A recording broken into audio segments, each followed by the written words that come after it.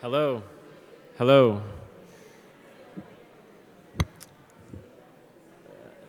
Hello, welcome.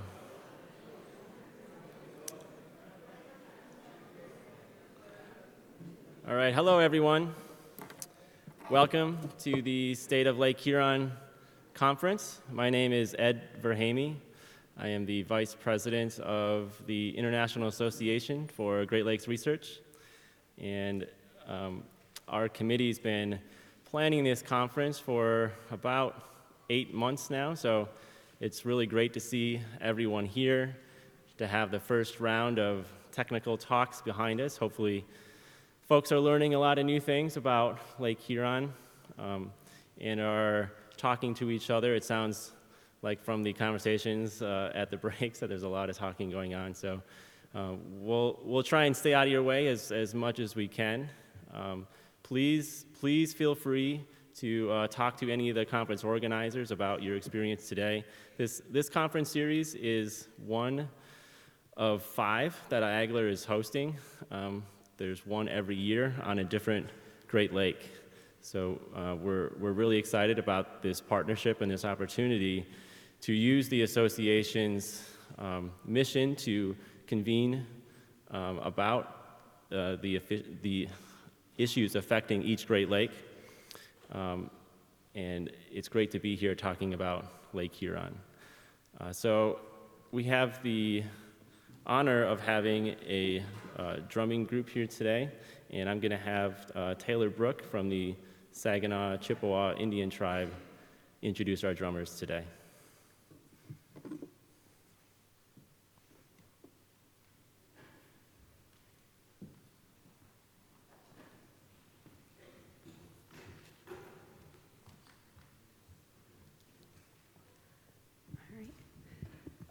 I want to introduce our local Saginaw Chippewa drummers.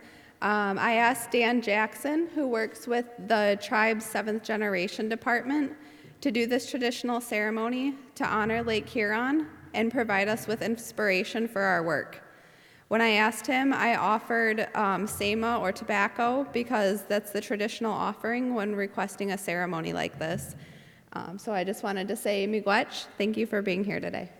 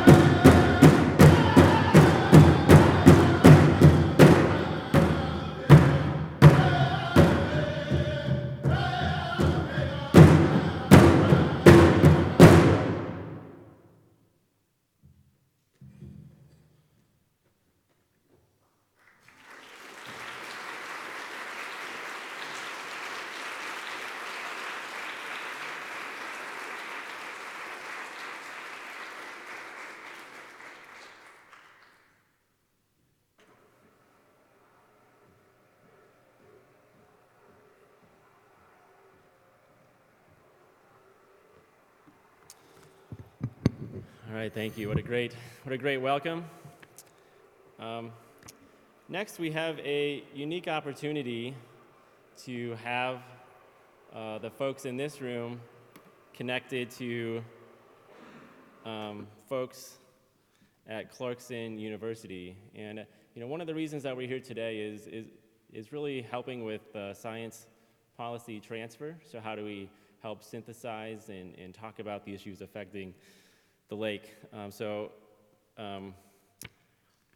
We have Michael Twiss, who is last year's president of IAGLR, and I don't see him on the camera, but I'm assuming that they're there. Michael, can you hear me okay? Yes, I can, Ed. Thank you. Okay, so Michael Twiss can introduce why he's on the phone and why we're hearing his voice right now. All right, thank you, Ed. And welcome to everyone out in Saginaw, at Saginaw Valley State University for the State of the Lake Conference hosted by IAGLR. As Ed mentioned, it's a really important time for policy to meet with folks that do science. We're doing a similar event here in the sense that we brought together young adults from across New York State and province of Ontario, representing 9 universities. And also we have an IAGLR student board member here, representing over 300 members of IAGLR. What we're doing is we're meeting with the commissioners of the International Joint Commission. And what they're doing is listening to young people's voices. Just like we heard the voice of that drum, tells us a lot. We can hear a lot from the young people. And so at that point, I'd like to ask Jean Corwin and Pierre Ballon, who are the US and Canadian co-chairs of IAGLR, to come to the podium and make an introduction and say hello to you.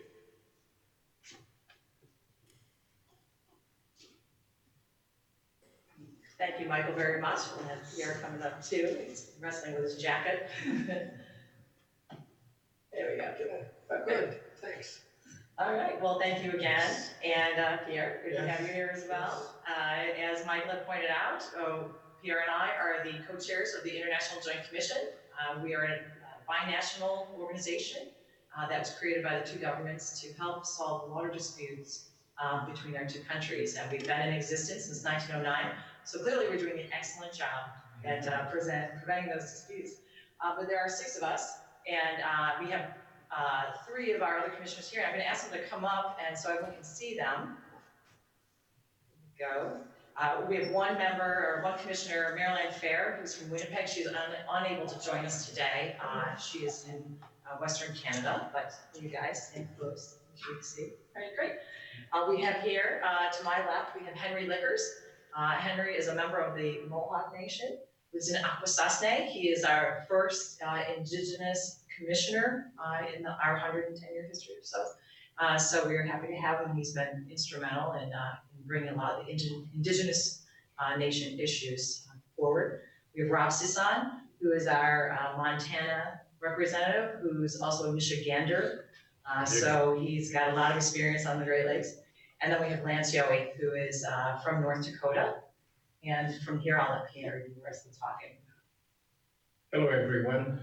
It's great to be here, and it's great to be linked up with people in Michigan, Saginaw Bay. I visited that area many years ago. Michigan throughout is a great place to live in, and to be exposed, unfortunately, sometimes to some of the errors of the past. And but I think a lot of things have been corrected, and we are here. And we have been visiting the basin over the last 3 months or so to talk to people, to hear from people what their views are on how the governments are doing what they have promised to do through the Great Lakes Water Quality Agreement. And every 3 years or so, we go around the basin, choosing different places every time, and we are listening to you, and we're grateful because you're helping us in our mandate to advise governments on what they ought to be doing based on what we are hearing from you. So thank you very much.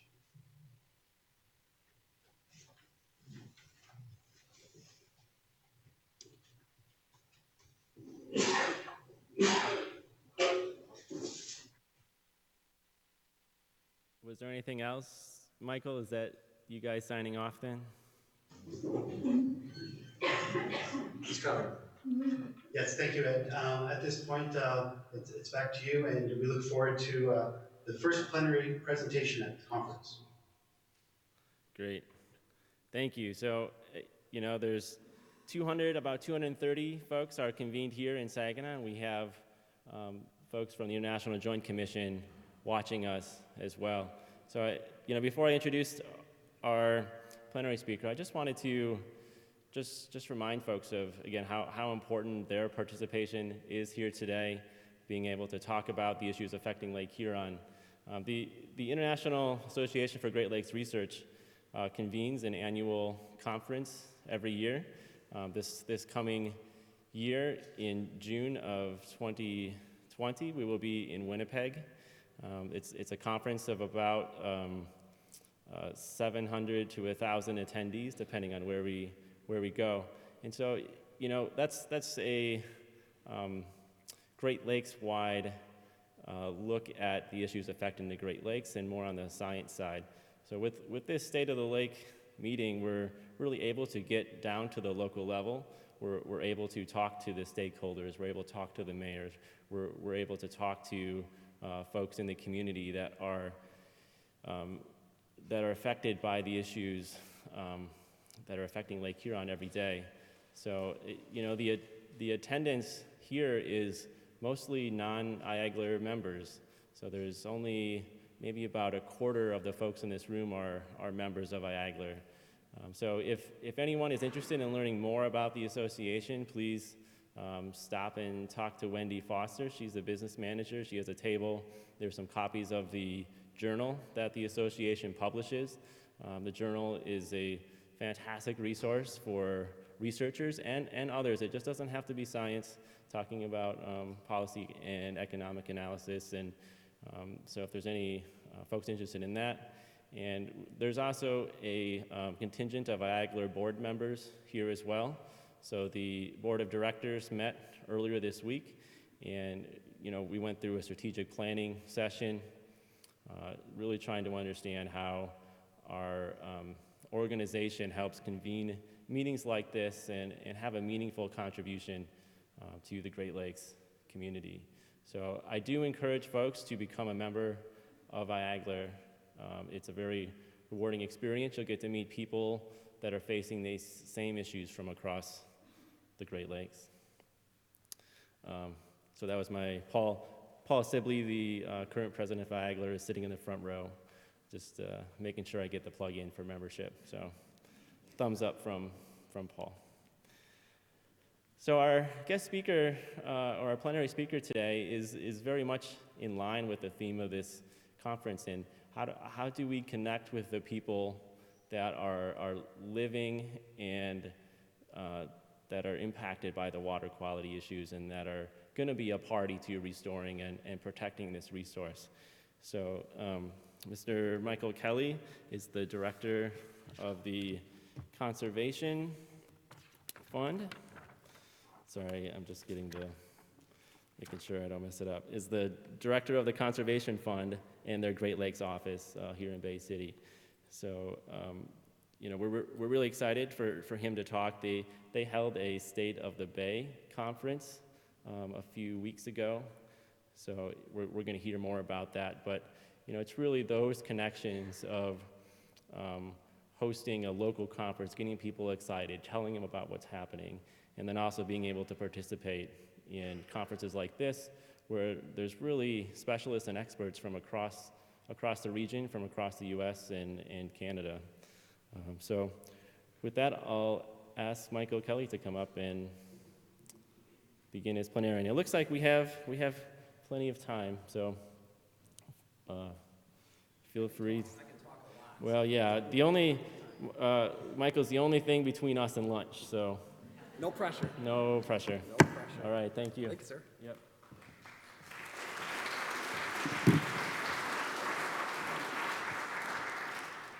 Well, thank you, folks. First of all, I'd like to thank Agler for the opportunity to come in and speak with you this morning, and really to bring this conference to the Saginaw Bay Watershed and to Saginaw Valley State University. I'm a proud alum of Saginaw Valley State University, and as you've no doubt have seen if you've wandered around, this is an absolutely beautiful facility, certainly on par with any of the greatest state universities in Michigan. In particular, the greatest Michigan State University. So I knew I'd get some Snickers out of you. This conference, as Ed mentioned, follows on the heels of a conference that we had about a week and a half ago, the State of the Bay Conference. We had about 200 people attend that. That's the second time we've done it. We did it back in 2017, and then again this year we're going to do it again in 2021. Many of the folks that were there are here, so a lot of our local folks and folks out of Lansing as well. You're going to hear some presentations from those folks about some of the terrific things that are going on in Saginaw Bay. We have some presenters here, members of our steering committee team, members of the public, and some of the participants that were there.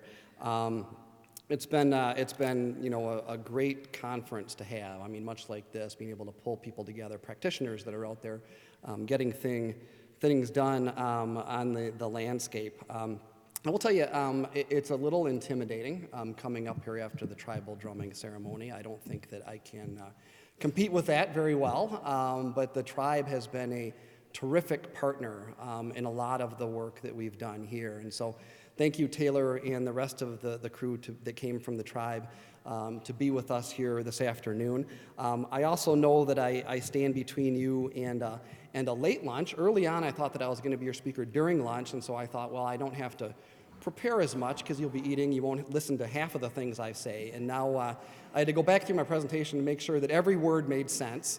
And I also know that you're very hungry. It's a late lunch, but you're going to be going over to the Doan Marketplace, which when I went here was called the Doan Cafeteria.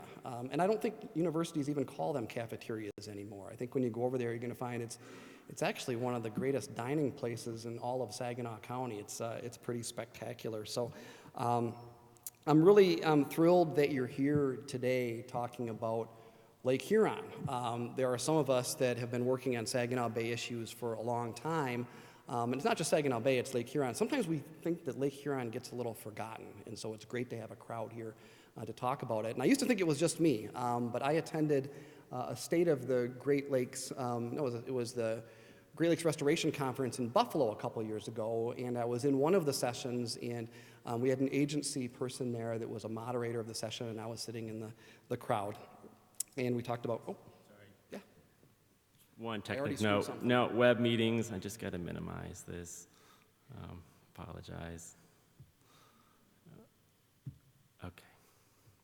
Just trying to give you more screen space there. Got it.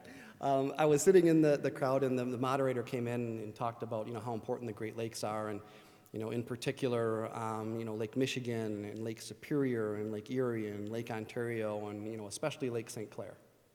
And that's a true story, and maybe some of you were in the room when that happened, and I didn't correct them. I just thought this is par for the course.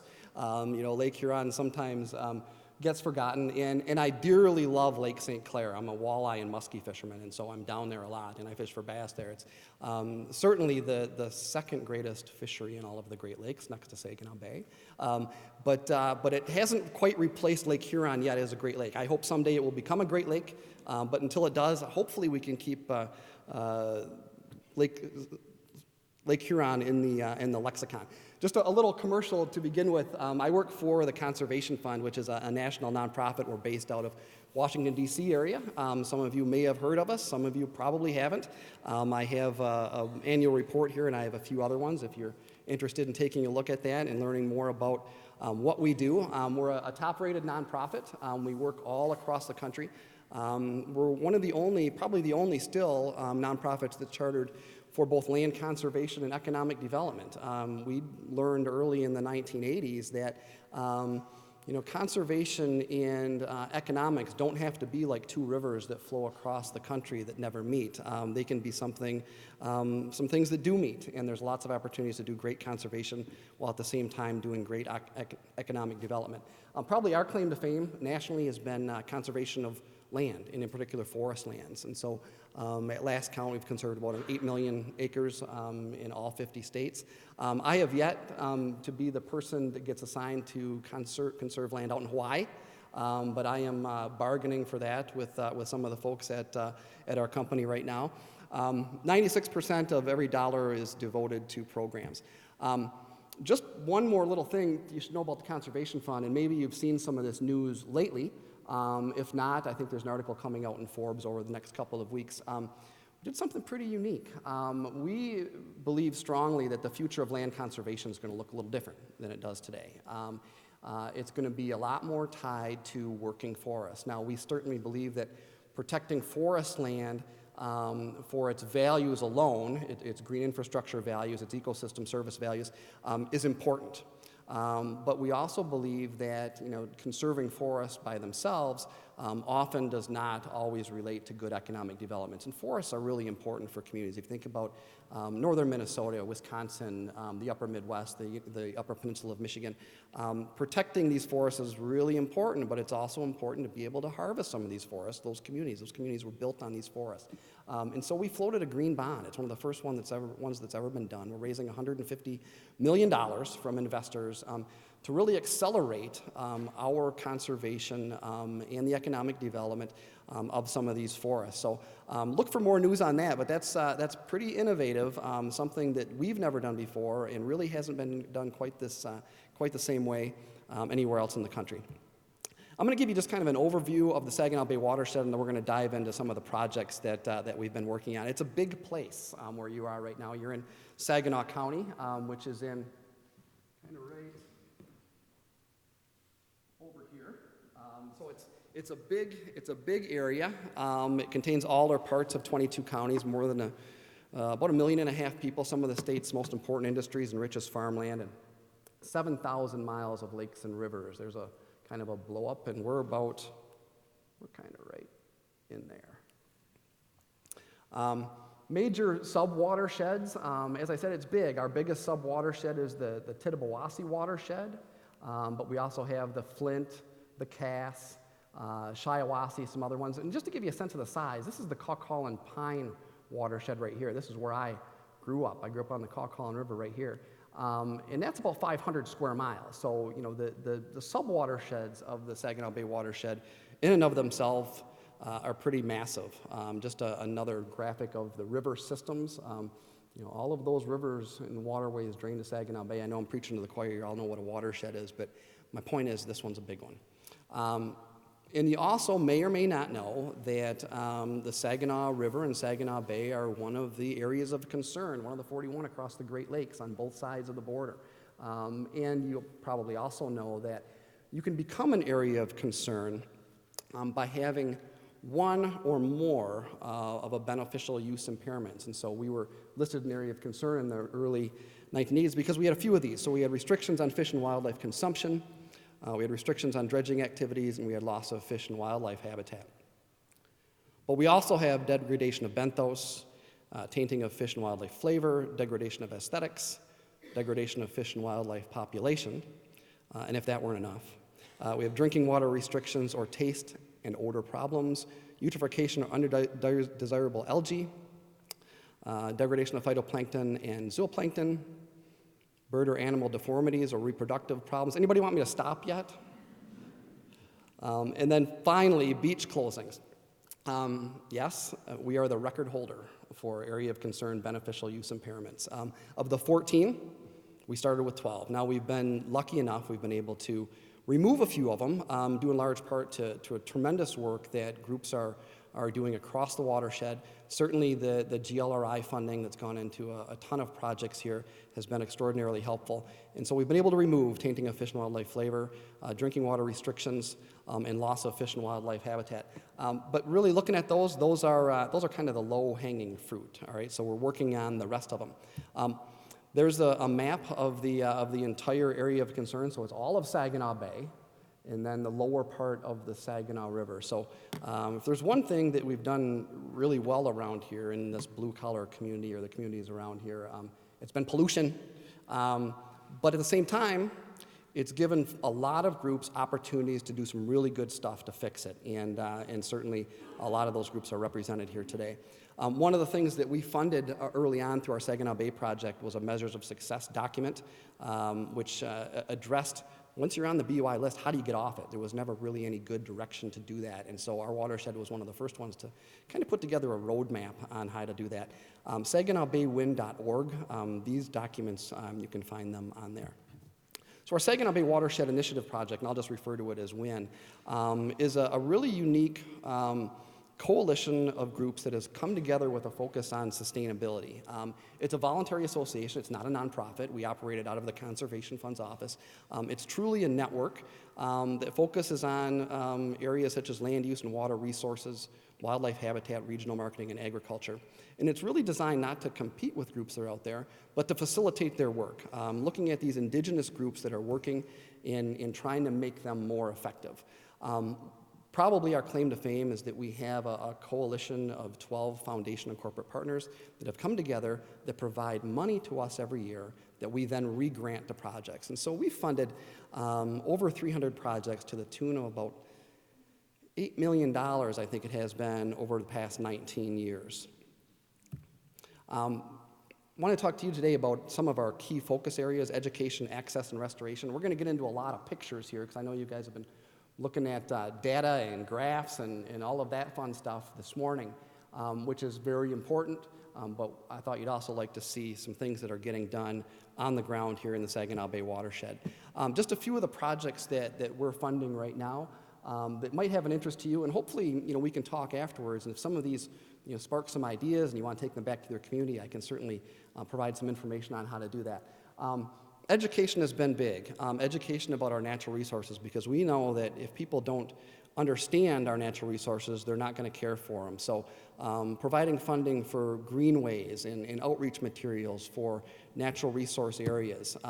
We funded a project a couple years ago, Sustainable Lands Partners. That's with the Little Forks Conservancy. We have a great network of land conservancies that work around the watershed here, and the Little Forks Conservancy is one of them. And this is a project to work with willing landowners that may at some point in the future decide that they want to conserve their property. And so Little Forks Conservancy has set up what they call a registry system. And when you're on that registry, you get a little sign that you can put in front of your property. It lets you know that while you haven't conserved your land yet, in the future your plans are to. Green infrastructure mapping. Some of you have certainly been involved in green infrastructure mapping. We did the region's first green infrastructure mapping exercise in 3 counties around the Bay. And this was really based off a project that was done in Florida.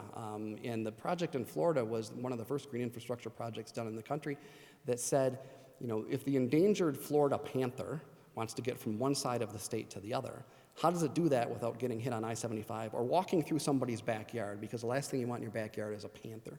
And so we took that same logic and applied that to what we're doing here. And what we've done is looked at a non-motorized system, because people are critters too, and so we want to be able to get people throughout the watershed or throughout the counties on non-motorized trails. But we also want animals to have connected habitats. And so we looked at areas of connectivity, and this project right now is being used by land conservancies and communities across the watershed, trying to determine where do we put new parkland, where do we put areas of new connected habitat. Watershed signage. We believe pretty strongly, at least in our committees, that people are really interested in the Saginaw Bay watershed, but they're super interested in the watershed in which they live. So, whether it's the Calcallan watershed or whether it's the Cedar River watershed, or the Chippewa River watershed. We did a series of road signage. I think we've signed 7 sub-watersheds so far. And what these do, it's really kind of passive education, right? So we have a sign here that says Saginaw Bay Watershed, Calcallan River. So these are on the borders of the watershed itself. And so people build a relationship with where they live, but they also build that greater relationship with how they impact the entire Saginaw Bay watershed. Bay Sail, which has been a tremendous success story. If anybody here has been up in Northwest Michigan, the Inland Seas Project, where they own a schooner, that takes kids out on Grand Traverse Bay for watershed education and water quality testing. We use that model and brought not one, but 2 schooners here to Bay City. These are both docked on the Saginaw River. So far, they've taken about 30,000 kids out on Saginaw Bay. And you'd be surprised, the communities of people and the communities and kids that live 15 miles from Saginaw Bay, yet have never been out on it or never seen it. It's extraordinary to me, and that's only because, I grew up on the bay. It's second nature to me, but getting people out to really experience this and going out with the kids, it's, the first thing that's amazing is they look at it and they say, well, where's the other side? I mean, can't you see the other side of the lake? It's a lake. And truly you can't, as you know.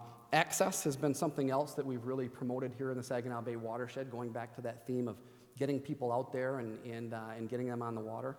So we acquired property along the river that turns into parkland and non-motorized trails.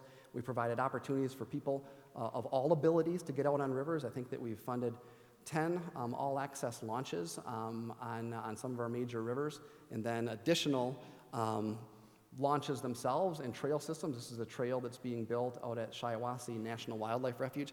If you have time on your way home, if you're heading south, certainly stop by the Shiawassee National Wildlife Refuge to see the fall migration, which is really kind of kicking in right now. Additional access projects. I think we've funded 24 of these so far on various rivers. These are kind of an interesting system for paddlers and small boat launches. These are integrated connecting concrete pieces that are built off-site and then assembled on-site, so it provides access at sites where you can't get heavy equipment in there. So really a novel solution to access issues at some of our, along some of our rivers. Additionally, this is an access site along the Saginaw River in Essexville. This was kind of an abandoned park that a new city manager came in and was looking for some seed funding to help develop that park into a boat launch area and kayak launch and fishing area. We often come in with grants. We don't often fund an entire project, but we may come in with kind of an average grant is $15,000 to $20,000, but usually what that does is offset the community's local match, so they can apply for federal funds or state funds or other philanthropic dollars with some money already in their pocket. So what it really does is catalyze their efforts to get things done on the ground. From a restoration perspective, and a lot of you have dealt with these, I know from looking at your agenda, dams, right? We have 400 dams on the Saginaw River system. Some of them are big dams, like some of these on the Tittabawassee system that are up on the upper Tittabawassee and have tremendous lakes in the backwaters where they have tremendous houses and very expensive houses. Those dams probably aren't going to go anywhere because people like their houses on those lakes and they would rather not have their house on a creek. But we have many opportunities to remove dams at some of these other rivers. And the reason that we're interested in removing dams, and a lot of these have been abandoned, a lot of them were built 150 years ago. The reason that we're interested in removing them is probably fourfold. People access, fisheries access, safety issues, and just the fact that communities don't have dollars to tear them down themselves. And so we've been able to provide some early dollars and reopen about 450 miles of river frontage. The fisheries impact of that is huge. We have a big walleye fishery out here on the bay. It's probably one of the top 3 walleye fishing destinations in the entire country. 90% of those fish spawn in this river, okay? Actually, the tail end of this river, the Tittabawassee system. What we're trying to do is build some resiliency in the system. So the more dams we can remove, the more fish that we have spawning in some of these other rivers. This is a kind of a topical slide for Lake Huron. This was put together by public sector consultants. We decided really if we're going to have an impact on water resources when we have only so many dollars, where are we going to have the most impact? And that's where dams kind of floated to the top. But I love this graphic because this is then. So this is the Lake Huron Basin pre-settlement. This is Lake Huron Basin now, okay? And what this identifies is the habitat area that's available to fish. So pre-settlement, fish were spawning in all these rivers.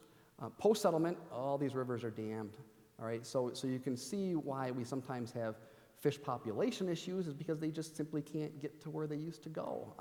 And one of the fish that we've really targeted for restoration are sturgeon. And sturgeon were all but extirpated in the Saginaw Bay watershed. So a few nice pictures of dams that have been removed. This is Chesaning on the Shiawassee River. This is one of the first dam removal projects that we were involved in. Chesaning has a showboat that's kept upstream, and so they needed to maintain the head of water. And so this is a rapid system that passes fish and walleye and sturgeon, or proposed to pass sturgeon. It certainly passes walleye right now. And walleye are not trout. They don't jump. I mean, walleye are pretty lazy. You know, if they come up and bump their nose against a rock, they're going to turn around and go back downstream. So we had to build these with that in mind, that we needed walleye to get through here to get up to some of their native spawning areas. Mount Pleasant, which is where Central Michigan University is, not too far away, also had a dam at Mill Pond Park that we're able to provide some financing for them to remove, which reopened 13 miles of the Chippewa River. Vassar Dam, which is on the Cass River, this was removed in 2012. Shiatown Dam, this is on the Shiawassee River near Owasso. This was finally just removed this year. This is kind of the superstructure that was there after the first phase of removal took place. Safety issues are paramount. These abandoned dams, they're like magnets for kids, right? Kids like to walk out on these dams and check them out, and then they like to dive off them. And sometimes that doesn't work out. 4 kids died on this dam over the past couple of decades, and finally, and it was an abandoned dam. And finally, we were able to put the dollars together to get the thing out of there, so kids could enjoy the river again safely. Fish could pass it, and now there's actually a kayak launch right here, so it turned into a really terrific project. This is the old backwaters up in here, so there was a lake up in here. There's no longer a lake, but there's a great river for paddling. Frankenmuth, some of you might be familiar with Michigan's Little Bavaria, right? Frankenmuth. This is a dam in Frankenmuth along the Cass River. The removal of this dam reopened 70 miles of river, reconnected 70 miles of river. It's not every day that you get to take big equipment out into a river and remove a dam. And this is the final project. This was completed 5 years ago. And again, this was a rapid system that was put in place because they needed to hold the water behind it. Frankenmuth is Michigan's largest tourist attraction, if you can believe it. And people love to go to Frankenmuth. There's lots of things to do, but there are some river boats.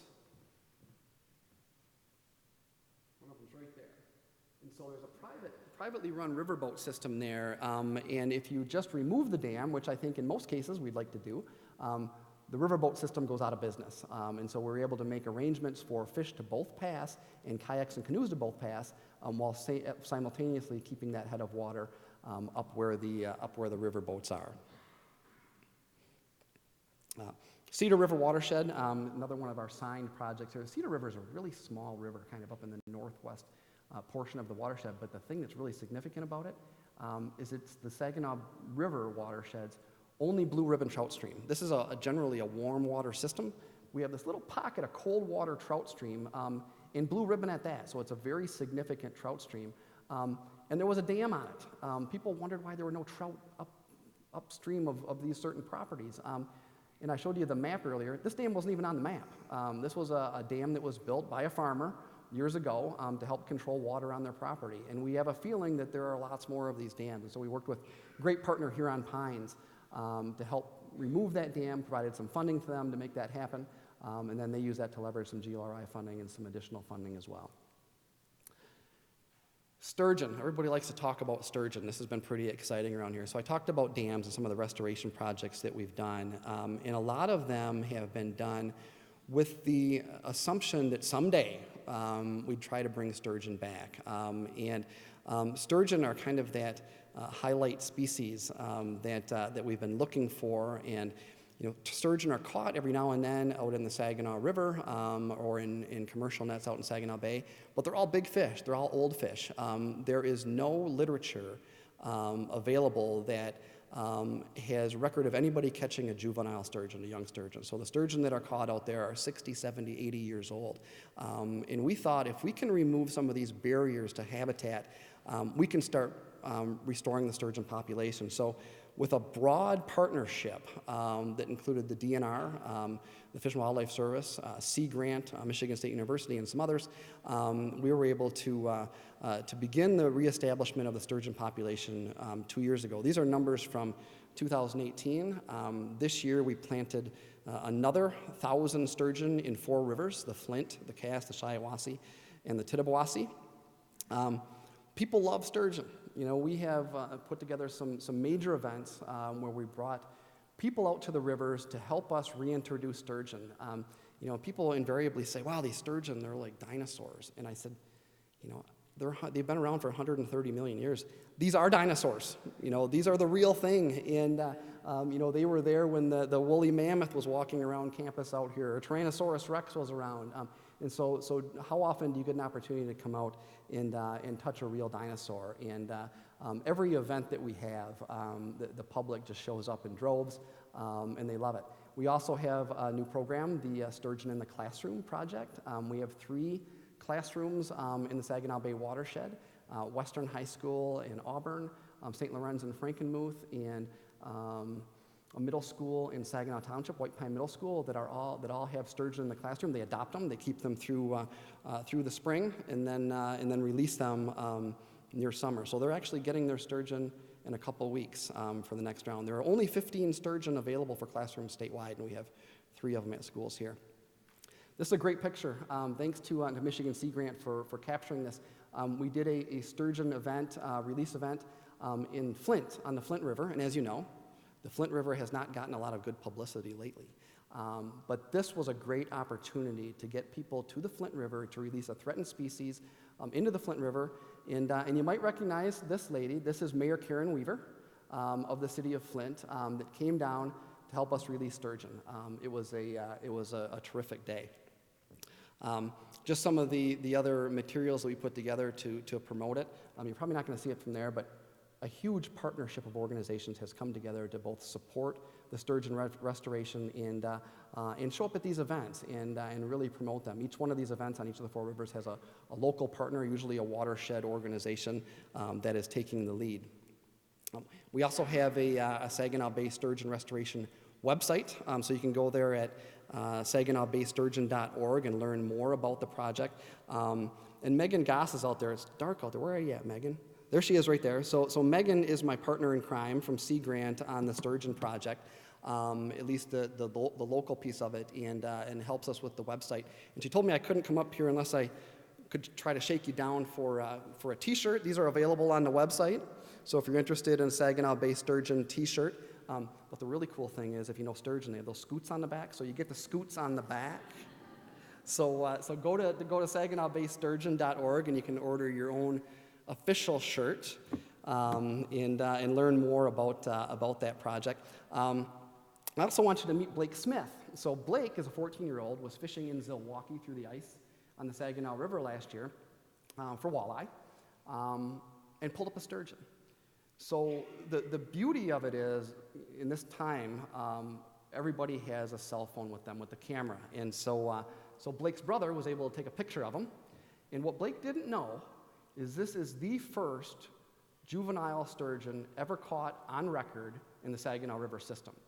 So this picture traveled around to all the researchers who looked at it under a microscope, and they said, you know what? That's one of our sturgeon that we released in 2018. And so a real success story. And subsequent to this, another juvenile sturgeon was caught on the Tittabawassee River earlier this year. So some success. It's a big deal when you start seeing these sturgeon survive and thrive. Another project, a restoration project, Rifle River, which is a direct tributary of Saginaw Bay near West Branch. This is a 500-acre part of Rose City. All of these catch basins from the street were installed in the 1950s. They all drain to Houghton Creek, which is a tributary of high-quality Rifle River, and was the site of the record-holding brown trout for the state of Michigan for about 60 years. But heavily polluted from street runoff. So a good partner of ours, Huron Pines, raised some money from Saginaw Bay Wind, brought in some GLRI money, and put together a sand grit oil grease separator, which is now operating at that one outfall to Houghton Creek. And which is what's terrific about it is that you had the entire community and some state representatives show up for this ribbon cutting where you can't really even see what it is from where they're standing here. It's all underground, you know. So this was something that the city of Rose City, which is a very small village, wouldn't have been able to do without them, by themselves, without some wind funding, without some technical support by the folks at Huron Pines, who actually came in, leveraged some dollars, and got the project done, working to provide a healthier and cleaner Houghton Creek and Rifle River. Whitney Drain and the Augrey River, this was a drain, a river that was rerouted in the 30s in hopes that it would drain farm fields faster. Of course, engineering in the 1930s is not what it is today, and so all of a sudden the riverbank started to fall in over the next 80 years, and it became one of the largest contributors of sediment to Saginaw Bay. Another great restoration project that was done by a tremendous group of partners, eliminating this source of sedimentation for Saginaw Bay. Really, there's some great information online about this and what a terrific project that was. Shiawassee Refuge restoration projects there using hydrogeomorphic analysis. 1,000 acre, one of the largest wetland restorations ever done in one fell swoop, was done at the Shiawassee National Refuge. And I want to kind of close up with some work. Bretton Joldersma here. He has a session later today about the spawning reef on Saginaw Bay, which was just completed a couple weeks ago. Some photos from that. This is a major restoration project. We're doing a documentary on it, and just a real quick video.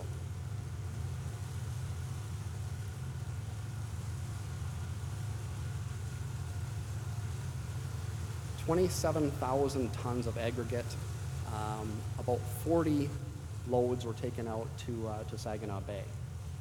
Don't tell anybody I showed you this video because it's not for public display yet. It'll be part of a documentary that'll be released in December.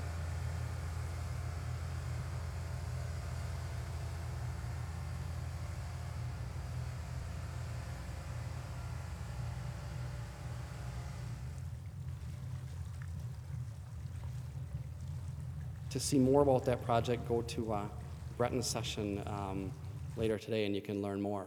I won't spend a lot of time on some other projects. We do rain gardens. We funded rain gardens for schools. Right here at SVSU, there's a native planting site, local provenance plants. It might be worth taking a walk out there and seeing. It's one of the only local provenance sites in Michigan, and it's right here on the campus. We funded a revolving fund for the replacement of septic systems along certain rivers in the Saginaw Bay watershed. We're evaluating fish passage. This is the first walleye that we know of that was caught above one of the dams that we removed, so we found out that it was working. Water management projects, and lots of other things. So we have a website at SaginawBayWin.org that talks about all of these projects. Each one of these slides could have been its own presentation, obviously, and I'm glad to take any questions or answer any ideas or thoughts that you might have about what we're doing or anything else that's going on in the Saginaw Bay. So thank you very much for your attention.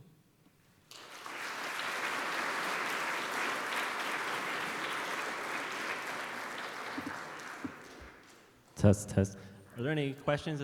We have time for maybe one or two questions if folks have any while I make my way back up stage. Please come up to the microphones if you do have a question. These folks are hungry. I'm really close, so I'm just going to say thank you very much for a positive and inspiring talk on what we can do. Yeah, there's a lot of really good examples in the Saginaw Bay watershed. As I mentioned earlier, there are a ton of groups. You know, I could never list all the groups that are working, but lots of opportunities for work and some really creative organizations that are doing some fantastic things, so thank you. All right, just a few housekeeping stuff. Thank you. Yeah. Oh, is this a question? Sorry, go ahead.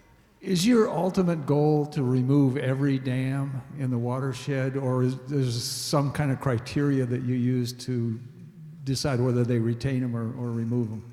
Yeah, we kind of have a hit list, so to speak. You know, we're not going to go and remove dams, spend resources removing dams where it's just going to open up a muddy drain or a muddy ditch or something like that that's not going to provide for good habitats. And we're not going to remove dams where there's a real social issue. You know, like I mentioned earlier, we're not going to remove a dam where it's going to drain a 2 square mile lake either, where there are homes. But, you know, where there are opportunities and where communities have passion or issues related to a dam, That's kind of our sweet spot. But we do have a list. We had, out of our top 10, I think we've removed 8 of them. There's a couple more that we have to do, a couple really good ones that we'd like to do. A couple of them are privately owned, and so that presents some issues. A lot of these that we've done, the majority of them have been publicly owned or abandoned to the public in some fashion. So we're not going to remove all of them, but we're going to remove them kind of strategically.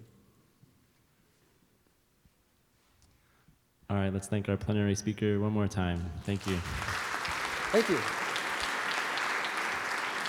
Buy a t-shirt, go to the website. Great, just a few quick announcements. I just wanted to thank the co-hosts who you heard from the Great Lakes Beach Association this morning. So we really thank those that are here from the Beach Association.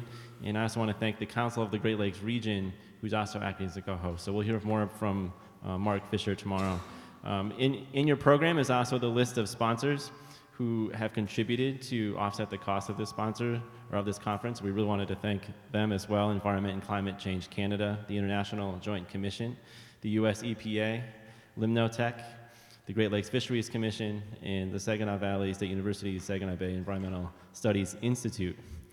So please, if you see anyone with a name badge that has those names on it, thank them. This conference would not have been possible without their support. Don't forget, tonight is the poster session. It's going to be in the banquet rooms, which we have not been to yet. It's on the other side of this building, up on the 2nd floor. We'll direct you if you go past the registration table. Also, after the poster session is our public meeting, which will take place in this room here. So make your way back for that.